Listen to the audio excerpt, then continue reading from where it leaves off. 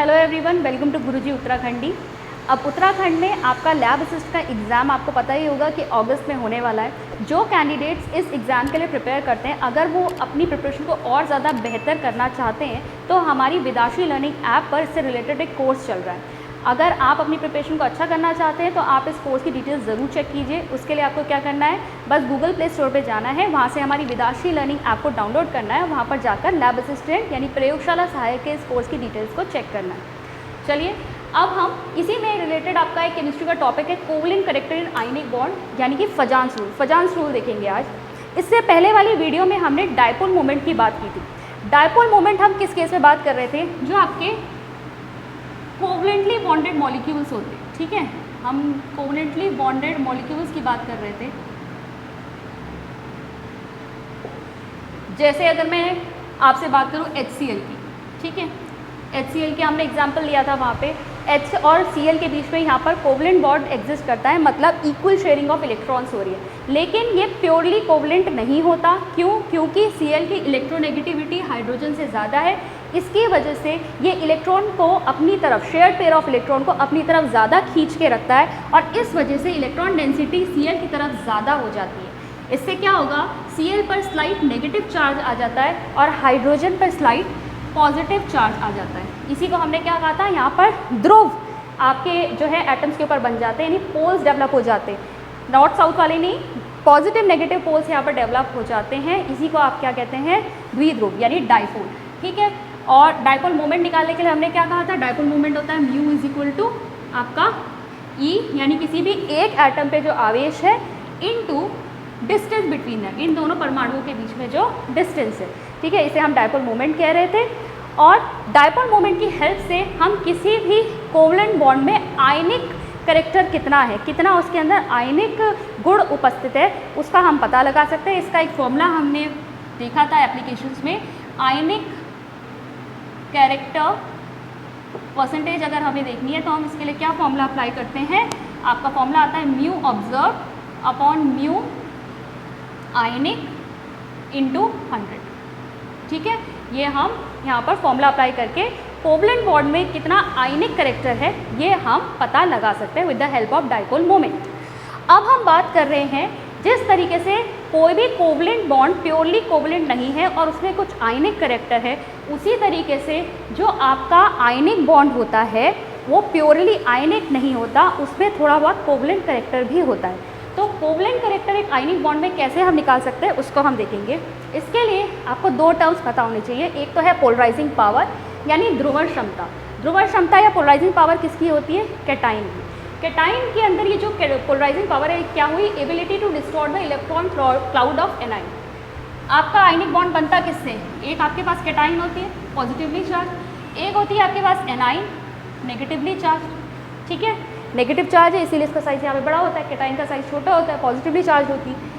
Cation की ability, उसकी क्षमता कि वो इस एनाइन के नेगेटिवली जो चार्ज है जिस पर ऋण आवेश है, ठीक है, ऐसे आयन के इलेक्ट्रॉन क्लाउड को, इसके बाद जो इलेक्ट्रॉन क्लाउड है इसको अब कितना डिस्टॉर्ट कर सकती है, ठीक है, कितना इसको अपनी तरफ खींच सकती है, वो हो गई इसकी पोलराइजिंग पावर, ठीक है। वो इसको अपनी तरफ कितना खींच के डिस्टॉर्ट कर सकती है, ये है पोलराइजिंग पावर। पोलराइजेबिलिटी क्या होती है, ध्रुवीयता, ये होती है एनाइन की, ठीक है। एनाइन की एबिलिटी टू अंडरगो डिस्टॉर्शन, यानी इसके अंदर कितनी क्षमता है कि ये डिस्टॉर्ट हो जाएगी, ये इजीली इसका इलेक्ट्रॉन क्लाउड शिफ्ट हो जाएगा, इसके अंदर जो एबिलिटी होती है उसी को हम पोलराइजेबिलिटी कहते हैं, ठीक है। अब फजांस रूल ने इसी के बेसिस पर आपके दिए कि अगर हम किसी भी आपके आयनिक जो बॉन्ड है उसमें कोवलेंट कैरेक्टर निकालना चाहते हैं तो हम कैसे पता करते हैं। देखिए, सबसे पहला रूल है साइज ऑफ कैटाइन जितना कम होगा, यानी जो आपकी कैटाइन है उसका आकार जितना छोटा होगा उसकी पोलराइजिंग पावर उतनी ही ज़्यादा होगी। सीधी सी बात है, अगर इसका साइज़ बड़ा हो जाएगा तो पॉजिटिव चार्ज ज़्यादा डिस्ट्रीब्यूटेड होगा, उसके लिए इस इलेक्ट्रॉन को अपनी तरफ को खींचना मुश्किल होगा। लेकिन अगर आप एक छोटी सी जगह पे कॉन्सेंट्रेटेड पॉजिटिव चार्ज है इसको आप एनाइन के पास लेके जाएँ तो इस इलेक्ट्रॉन डेंसिटी को ये आसानी से एक तरफ से पुल कर सकता है।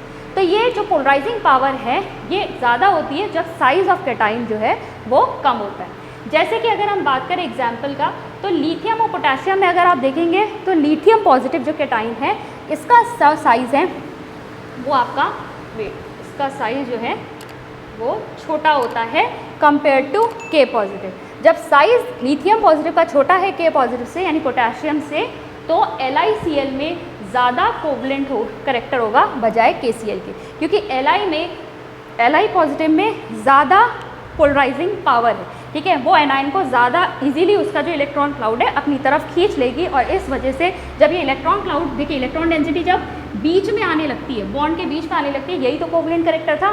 कोवलेंट का मतलब क्या होता है, जो इलेक्ट्रॉन्स हैं वो इक्वल शेयरिंग हो रही है वहाँ पर। लेकिन आयनिक में क्या होता है, यहाँ पर चार्जेस होते हैं, यहाँ कंप्लीटली इलेक्ट्रॉन दे देता है, ठीक है। पॉजिटिव ने यहाँ नेगेटिव इलेक्ट्रॉन यहाँ पर दे दिया, इसीलिए ये नेगेटिवली चार्ज है, ये पॉजिटिवली चार्ज है। लेकिन अगर ये पॉजिटिव है, ये इस इलेक्ट्रॉन को खींचेगा भी तो सही अपनी तरफ, ठीक है ना, अट्रैक्ट करेगा। अगर ये जितना ज़्यादा अट्रैक्ट करके इसे बीच में ले आएगा, वही क्या हो जाएगा, कोवलेंट इसके अंदर कैरेक्टर डेवलप होना शुरू हो जाएगा, इलेक्ट्रॉन्स की शेयरिंग होनी शुरू हो जाएगी, ठीक है। और साइज जितना छोटा होगा आपके कैटायन का, उतना ही ज़्यादा पोलराइजिंग पावर हाई होगी, उतना ही ज़्यादा हमें कोवलेंट करेक्टर देखने को मिलेगा। तो अगर आपका क्वेश्चन पूछ ले, 4 ऑप्शंस आ जाते हैं, कई बार 4 ऑप्शन दे देंगे आपको मल्टीपल चॉइस क्वेश्चन में, और आपसे पूछेंगे which is the most covalent.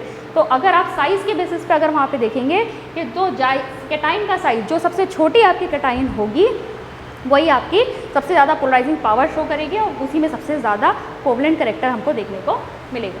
फिर नेक्स्ट है आपका, for 2 cations of similar size, the one with pseudo noble gas configuration has larger polarizing power than noble gas configuration। अब pseudo noble gas configuration सबसे पहले तो क्या होता है, pseudo noble gas configuration का मतलब, pseudo मतलब झूठा होता है, noble gas मतलब जो आपकी आदर्श गैसें होती हैं। आदर्श गैस का जो विन्यास होता है उसमें क्या होता है, आप देखते हैं कि सारे के सारे जो ऑर्बिटल्स हैं वो कम्प्लीटली फिल्ड है, ठीक है, पूरी तरीके से भरे हुए होते हैं। अगर आपके पास कोई इस तरह का इलेक्ट्रॉनिक कॉन्फ़िगरेशन देखने को मिल रहा है जो कम्प्लीटली फिल्ड है, लेकिन वो किसी नोबल गैस से मैच नहीं कर रहा, ठीक है, नोबल गैस के कॉन्फ़िगरेशन से मैच नहीं कर रहा, तो उसे हम कहेंगे स्यूडो नोबल गैस कॉन्फ़िगरेशन। है तो कम्प्लीटली फिल्ड, लेकिन वो किसी नोबल गैस के कॉन्फ़िगरेशन से मैच नहीं कर रहा है। तो देखिए, जैसे अगर हम यहाँ पर देखें CuCl और NaCl की बात करते हैं, ठीक है। एक चीज़ ध्यान में आपको रखनी है, कैटाइंस सिमिलर साइज़ की होनी चाहिए, कोई भी कहीं से भी नहीं उठा रहे हैं, ठीक है।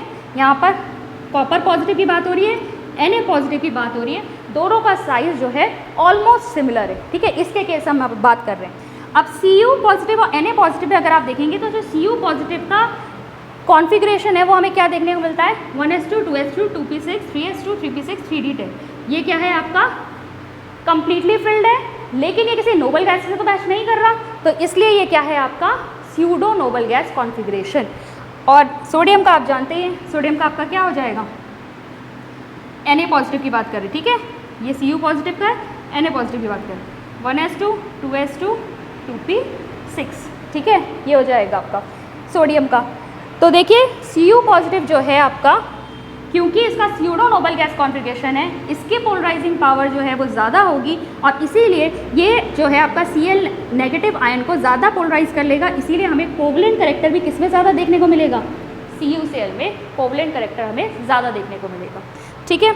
और थर्ड हम बात करेंगे साइज़ ऑफ एनाइन की, जो आपकी नेगेटिवली चार्ज एनाइन होती है, ठीक है, नेगेटिवली चार्ज आयन यानी कि एनाइन है, उसका साइज़ जितना ज़्यादा होगा उसकी पोलराइजेबिलिटी भी उतनी ज़्यादा होगी। ऑब्वियस सी बात है, अगर ये इलेक्ट्रॉन क्लाउड ज़्यादा एरिया में फैला हुआ है तो इसके लिए इसको डिस्टॉर्ट करना आसान है, इसको डिस्टॉर्ट करना, इसको अपनी तरफ को अट्रैक्ट करना आसान है। अगर ये कंसनट्रेटेड होगा, छोटा साइज़ होगा, तो इसे अपनी तरफ खींचना मुश्किल हो जाए, ठीक है, क्योंकि भाई ये अपने आप में भी तो इसके बाद भी तो पॉजिटिव चार्ज होगा, ये अपनी तरफ समेट के रखेगा। लेकिन अगर इलेक्ट्रॉन क्लाउड फैला हुआ है तो कोई पॉजिटिवली चार्ज कैटाइन अगर बाहर से है, वो इसको बॉन्ड में ही है, मतलब जो वो इसको आसानी से क्या करेगी, डिस्टॉर्ट कर सकती है। तो यहाँ पर देखिए साइज़ ऑफ एनाइन जितना ज़्यादा होगा, पोलराइजेबिलिटी जो है उसकी उतनी ही ज़्यादा होगी, इजीली वो क्या हो जाएगा, पोलराइज हो जाएगा, ध्रुवित हो जाएगा, और इलेक्ट्रॉन डेंसिटी फिर बीच में आ जाएगी, यानी कि कोवलेंट करेक्टर इसमें आ जाएगा। तो यहाँ पर अगर आप देखेंगे आयोडीन और फ्लोरीन में अगर आप चेक करो तो आयोडीन का साइज़ बड़ा होता है फ्लोरीन से, तो इसका मतलब आयोडीन की पोलराइजेबिलिटी ज़्यादा है। तो आयोडीन के साथ अगर कोई कंपाउंड बना रहा है जैसे LiI, इसमें ज़्यादा कोवलेंट करेक्टर होगा कंपेयर टू LiF, ठीक है, लिथियम फ्लोराइड। ऐसे ही क्लोरीन और फ्लोरीन में अगर हम बात करेंगे, क्लोरीन का साइज़ अगेन फ्लोरीन से ज़्यादा है, तो AlCl3 एल्यूमिनियम क्लोराइड जो है वो हमें ज़्यादा कोवलेंट करेक्टर इसमें देखने को मिलेगा compare to AlF3 aluminium fluorides, ठीक है। तो ये हैं आपके फजान्स के रूल, और इसके अकॉर्डिंग ही आप किसी भी आयनिक बॉन्ड में कोवलेंट करेक्टर को आइडेंटिफाई कर सकते हैं। तो आई होप आज का टॉपिक क्लियर हुआ होगा। मैं मिलती हूँ आपसे नेक्स्ट वीडियो में। Thank you.